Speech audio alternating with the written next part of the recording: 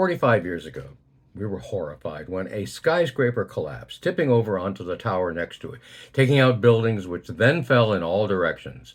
Much of the center of New York City was destroyed, September 4th, 1978, ironically named the Labor Day tipping point. On 9/4, as we now call it, Hurricane Ella traveled north and blew straight up the Hudson River as a Category 1 storm. 90-mile-per-hour winds collapsed Citicorp Center. It fell north, hitting Bloomingdale's. Tens of thousands perished. The deadliest event in U.S. history.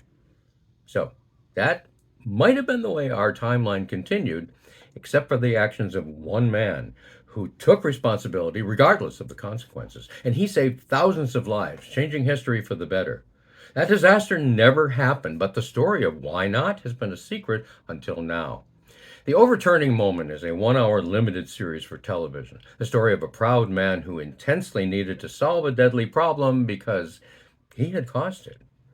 Now, the city in the 70s was a hellhole.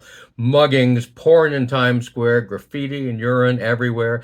One ray of hope was the 59-story Citicorp Center that seemed to float magically above St. Peter's Church. Spectacular success. William LeMessurier engineered this miracle, but the building was like a ticking bomb ready to blow. Diane Hartley, a Princeton undergrad, researched it for her thesis, concluding there were deadly errors in his design. She was right, and Bill LeMessurier was wrong, but if he admitted his errors, he could just flush his career right down the toilet.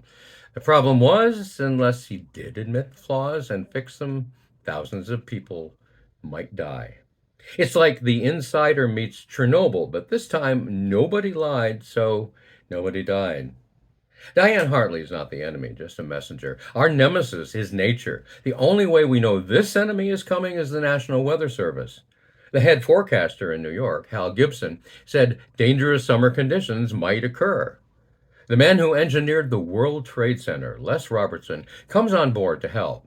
Citicorp authorized spending whatever was needed for repairs. The plan to fix it was critical, but they also needed a parallel plan for the police, the fire, Red Cross to evacuate Midtown, moving 200,000 people fast.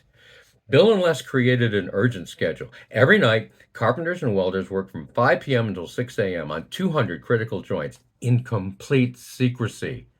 But before they had even finished, New York had a worse countdown to disaster. A hurricane headed straight to Manhattan.